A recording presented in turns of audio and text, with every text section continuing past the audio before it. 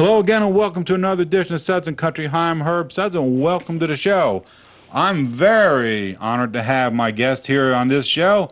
He has been around for 40 years. He is internationally known. He is Mr. Glen Campbell. Welcome to the show, Glen. Thanks, Herb. Okay. Welcome to Suds and Country. Glen Campbell, singer, guitarist, banjoist, actor, mandolin, and bagpipe player. Tell me about the bagpipes. Everybody saw you sing. The Campbell heritage, you know. Is that what it is? Campbell's of Argyle, you know. Well, how long have you been playing bagpipes? I used to play it just. I played Bonaparte's Retreat with that little tin whistle. Okay. And I tickle my nose now to do that. And that's a chanter. Just da da da da da da da da. It's very simple. You play them in public and you play them during your show or something? Yeah. Well, we do it on the Christmas show. I do Little Drummer Boy. Wow. Play the pipes on Little Drummer Boy. It fits. It fits. It's the only one that fits the pipes. You're right. Hey, your music has been described as country pop, Nashville sound, countrypolitan, and urban cowboy. Is that pretty much true to your... Yeah, Roger Miller said his was a cross between country and pop. He called it crock. Crock. Is that was his music or yours? His. Mine was actually just kind of set on the line, you know. Like a line between what? Which line? Pop and country. Okay. Well, it's like today, you know, the number 2 records. What the number 2 records in the pop charts are Shania and... Oh, I know.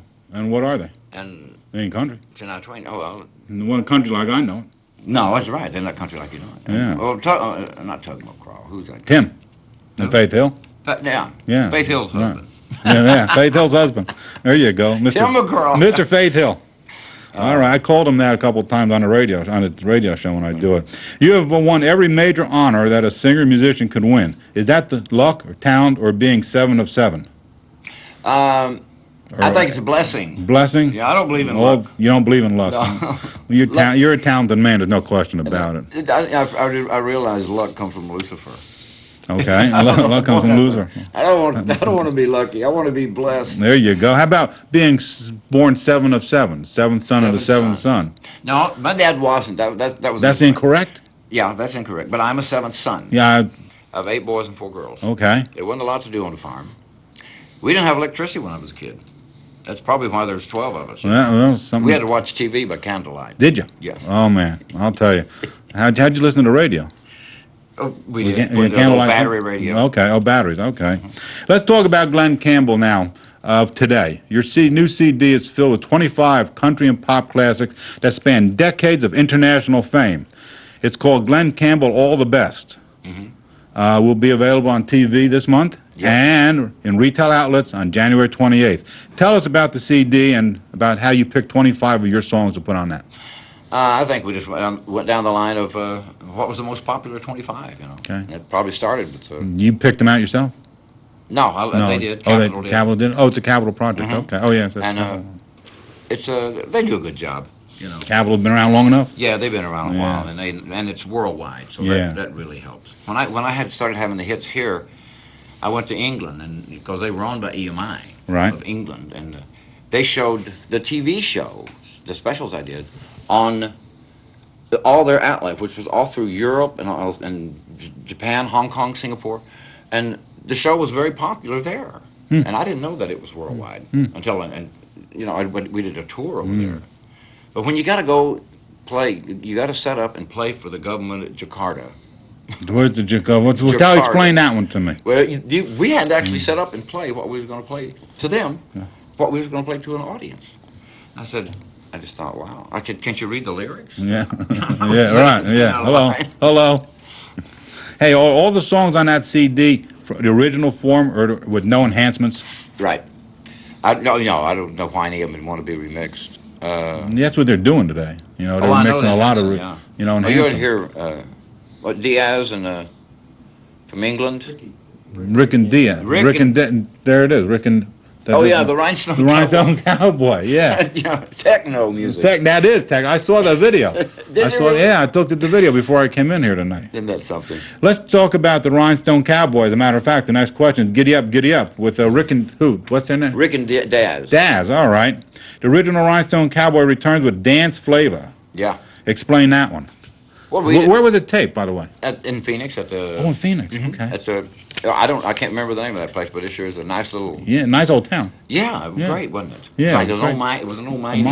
I thought it was taped in old Tucson, actually, but it wasn't. It No. was taped in Phoenix. Yeah, it was taped in Phoenix. Just not very far from the house. Why did they pick Rhinestone Cowboy to do the? I don't know. You don't know why? How'd they find you? Oh, he was a fan from. Oh, okay. He saw, the.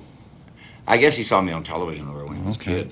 He's only a kid. He's only 23. I know, young kid there singing. Yeah, yeah. He didn't. And, he's really a nice guy. What part did you do in this version of Rhinestone Cowboy? I sang the chorus. Oh, okay. They do the rap thing in the middle with the. Yeah. And you kept coming in with "I'm a Rhinestone Cowboy." Rhinestone Cowboy.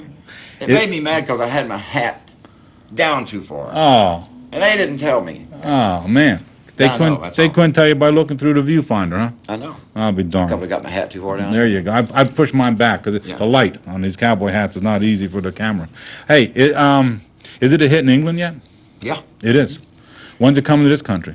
I don't know if it is. You mean to say this might be an exclusive? It might be an exclusive. You signed for a promotion on this track. What do you mean promotion? You signed up for a promotion on this. What was how do you explain that? This is the first time you promoted somebody else's record since the Beach Boys. Yeah. Well, I promoted Rick and Rick and Daz? Rick and Daz's record, yeah. Okay. I mean, it's really their. I do the only singing on it, but all I sing is like a Rhinestone Cowboy. That's all I heard you singing. That's all you said. Yeah. Do you think Rhinestone Cowboy will be your signature song, the one that everybody remembers you by the most? Yeah, either that or Gentle on My Mind. Hi. Yeah. Well, the way I had to come out and stand up in the middle of 300 people and try to say some lines, you had to scream it, That was it on the TV show? Yeah. Yeah. I was wondering why that would, because the song came out later in your career, like in 1975, and you had so many hits before that. Mm-hmm. And I was just wondering if Rhinestone Cowboy was the song that you would want to be remembered by. Yeah, that's a great song. It's a great song. It really no is a great question song. about it. Now, let's go back a few years. We've kind of caught up with everything that's pretty current now. Let's talk about your going back a little bit. You started playing guitar at the age of 4. The guitar your father bought you from a Sears and Roebuck catalog. Yeah. Am I correct in saying that? You're correct in saying that. All right. And your influences were jazz, basically, in those days? Jazz and country. Yeah? Whatever we could get on the old battery radio. Oh, yeah, the battery radio. You had the Opry in them days. Had the Opry. Yeah. When we could get it. Yeah. And but it was mainly a lot of the big band stuff in the 40s. And that was it down your way? Mm-hmm. And that's how I learned to play. I was going to be a jazzer. Were you? Oh, yeah. You glad you didn't? Or Yeah. Yeah. Much better doing what you're doing? I can still play jazz if I want to. You can still play. You're right. Yeah. By listening to jazz, it said you helped develop your guitar technique. Mm-hmm. What is your guitar technique? It came from Django Reinhardt and Stephen Grappelli. There it is, right there. Hot Club of France. Right. He was the best guitar player, I think, probably ever in the world. Wow. By consensus, you can ask any guitar player who's the best guitar player they ever heard, and it would be Django Reinhardt. Wow. I mean, with no tricks, just plain open guitar. He was totally mad. Has your style changed since the early days? You're basically the same. It's basically the same. Basically the same. Well, what set the style? We had a radio show 5 days a week in Albuquerque when I was a guy that was married to my uncle, and we played what was current in the 50s. In fact, Fair and Young came by to promote his show with his special guest Elvis Presley in 1956. I'll never forget that. Fair made the mistake of letting Elvis go on first at the first gig of the tour. It was over in Amarillo, Texas, and Fair said, "Hello, Walls," and said all he heard was, "We want Elvis. We want Elvis." No kidding. No, yeah. So after the whole rest of the tour, he came out and did his bit, and then he come out and introduced his special guest star, Elvis Presley. I'll never forget that. It was funny. He went on first. Yes. Oh, yeah. Then he became the hero. He would never have a chance once Elvis got on there in 56. No, he would never make it. That's what I mean. Well, he That's did. it. He didn't. First night, Fair thought he was hot. Yeah. Yeah, he realized he wasn't as hot. He wasn't as hot. You joined your uncle's Western band in New Mexico, and then you fronted your own band, the Western Wranglers. Right. For how long did you have your own band? Western Wranglers was I think we played the Hitchens Post maybe for a year. And whose songs did you sing? All cover songs? Yeah, all cover songs. All cover songs. Whatever's hot, Yeah, right. I bet I know a trillion songs. A trillion songs. I even remember Lovesick Blues. Oh, my. You have any interesting stories you want to relate about those days of your career? one of the stories I think is probably a blessing that I couldn't. When I worked with my uncle's band, I was 16, maybe about to turn 17, and if I had got caught with any kind of alcohol or anything, that would have been it for me and the band. Goodbye career. Goodbye. Yeah, goodbye playing in clubs, and my uncle too. So that helped me because I couldn't drink. Oh yeah. But boy, when I turned 21, I showed band you cut loose, huh? Yeah. Hey, you went to California in 1960 to find work as a session musician. That changed your life quite a bit, huh? Yeah, it did. I went out there with Jerry Naylor. He was a disc jockey, and he wanted to go check out. And he was telling me about the session guys because he had been in touch, of all people, with Hal Blaine, the drummer. And I went out there, and I stayed at Earl Palmer's house. He was the drummer that played on the Jan and Dean stuff. He and Earl played drums right side by side, everything written out like you wouldn't believe. And I said, that's it, I want to do that. And you knew that was it, huh? Yeah, I wanted to. You weren't going back to the farm, huh? Right. I can do that. With my capo, I can play open chords in any key. Yeah, you Strangers in the Night with an E flat. You did it, huh? C position with that capo. You were the man for the job. Yes, boy. They wanted that open ringing sound. Hey, your first song, Turn Around, Look at Me, is right here. Yeah. Right there. I got the album with it on. How did it do in the charts?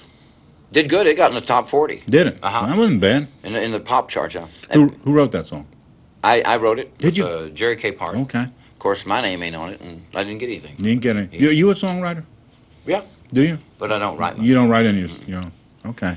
But I wrote there, someone who really needs you. Here's my heart in my hands. Turn around, look at me, and understand that there's someone to love and guide you. Turn around, look at me. That's a good song. Good song. I'm gonna have to listen. I haven't played that album in so many years. I played it, the Wichita Lineman. By the time I get to Phoenix, I'm on my mind, But that, I just never got to listen. I'm gonna have to listen now, being I'm talking about it now. Capitol Records took notice of you after that song, huh? Gave you a contract. That one song gave you a contract, huh? It was a pretty good song, huh? Oh yeah. They gave me the contract after. They bought my contract from American Music, which was the publishing company. Who were the Green River Boys? That was a bluegrass special. Ricky Nelson, the drummer, was playing drums. James Burton was playing dobro. How about that? I used Rick's band. Joe Osborne was playing bass. When you got a job as session musician, you played a variety of different people, man. I'm telling you, a lot of different. You were cutting the bound. You had to go from boundary to boundary to boundary, man. From Frank Sinatra to Elvis and the Monkees and Merle Haggard and Rick Nelson and the Champs. And how did it feel to be a Beach Boy? Oh, great. Yeah. Tell us a quick story about that. That had to be a good. You had a couple stories about that one, I'm sure. Well, I played on their sessions. Yeah. Okay. Played rhythm guitar and. It just I knew their songs, but when they called me and said, "Could I go out on the road?" I said, "Sure." And they said, "But you got to play bass and do Brian's part." Oh my God! Big difference, huh? Oh yeah. Little old lady from Pasadena. It drove me nuts. Did it? It really did. Yeah. That's the first 2 weeks, but for that kind of money, I said, you were practice. I was gone.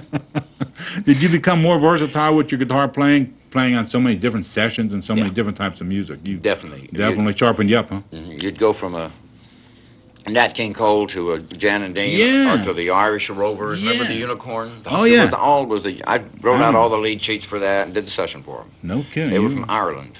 You backed up Frank Sinatra on Strangers in the Night? Yep. Wow. That says a lot. E flat and C position. Yeah. Ernie Freeman, he would call me for that. She said, and he'd always leave it at the bottom. Tell Glenn to bring his capo. He knew it, huh? He knew if he's sharp and flat keys, they still wanted that old open ringing sound. Wow. They use it today? Yeah. Yeah, they still use it. It's very permanent. In 1964, how about a 12-string guitar in 1964? What made you possess you to do a 12-string guitar? I took my little Martin and put six more strings on it. Did you? Yeah. You put the keys up through the hole. And the other ones were sticking out to the side like that guitar. And I just put them through the bottom and made me a 12-string. It sounded great, man. Did it? Yeah. And how often do you play that? Is that something? Oh, every day. Do you? Oh, you still play it? No, not now. No. So I've done as many as 5 sessions a day with that thing. With 12-string. Was that in demand, a 12-string? Oh, the rhythm was. Wow. Okay. And then I got a really nice. Dick Glasser, he was the producer. He gave me an old D45 Martin, I think it was. That was, and I had it. It was all unglued. He'd been in his trunk for 2 years. He'd got a divorce and he still never took everything out of his trunk. And that guitar was in there. Great sounding, too. I mean, it was a great guitar. Well, hey, what kicked you into superstardom was in 1967 with John Hartford, Gentle on My Mind. 2 Grammys for that one, man. You did all right with that one. Oh, man. Wonderful. I couldn't Best country and western performance and best country vocal performance, huh? How'd you meet Jimmy Webb? I was doing a session in Studio 3 at United Recorders. And I saw Johnny Rivers' album up there, and I'd known Johnny. We had written for the same publishing company. But Johnny was hot then. But I saw by the time I get to Phoenix, and I hadn't been home, I was homesick. So I got a demo of it, of Johnny's. And I didn't like that arrangement he had on it that much. But when I played the song, I cried. Because and at the end, I almost said, by the time I make Arkansas, and Jimmy said, I'd have killed you if you hadn't said Oklahoma. But it did. It affected me that much. Wow, any song that affects me that much, and I still do it. Yeah. He seemed to be writing the right song for your type of vocal ability. Definitely. Definitely. The first one, the very first one. By the time I get to Phoenix. Yeah, that was you. That was you, huh? That was me, boy. I jumped in that car and drove to Houston, Texas. My folks were down there then. All right. That was, by the time we get to Phoenix, was one of your biggest hits today. What's probably your biggest hit, or is it? No, Rhinestone. Rhinestone, okay. Rhinestone was record of the year in 75. You got a couple more Grammys for Phoenix, huh? Yeah. 69. Yeah, 69. CMA even gave you a nod, too, huh? Yeah, Entertainer of the Year, man. Yeah, I can't believe that. Top of the ladder there, man. Who won it this year? My buddy. Who won the Entertainer? Alan Jackson. Yeah, man, you helped out, I heard. Oh, yeah, he helped me out, too, I can tell you that. Hey, how about your 1969, your TV show? You replaced the Smothers Brothers, huh? Yeah. Well, we started that in the summer of 68. 68, did you? Did the Summer Brothers Smother show. Yeah, I remember that. Then it was the Glen Campbell Good Time Hour. We went at mid-season in 69, I think. And how were your feelings about doing a TV show after being on stage with all your hits and everything and doing all that? Oh, it was great, you know. You didn't think twice about going out there and doing TV? No. I really liked it. You went for that one, huh? Yeah, I went for that one. Yeah. Who were some of your guests on there? Everybody. The first week was Eric Clapton and Cream and Kenny Rogers in the first edition. Yeah. We had Liberace on. You know, man, you did a variety. Yeah, and all the groups, you know, like the Monkees. I played on the Monkees record. I know you did. And they were on your show. Here they are on the show. And he said, "You're going to play with us tonight, Glenn?" I said, "No." No, I didn't know. I said, "Give me scale, and I'll play on it." There you go. Did your TV show or your music explode you into the public eye, or what do you think was both of them? It was both. A combination at the same time. It was a great timing there. Yes. Capitol. Here's how blessed I am. Capitol, they had a lull in pressing records. Right. When the TV show hit, they had every plant that pressed a record, that could press a record, pressing records, because it was so sudden. You know, all of a sudden, I'm out there singing my songs to like 52 million people, and every week, and boy, did we sell a lot of records. Man alive, I bet we sold 30 million albums that the first couple of years. That's so. You were cracking them out, huh? Join us next time on Southern Country for part 2 of the Glen Campbell interview.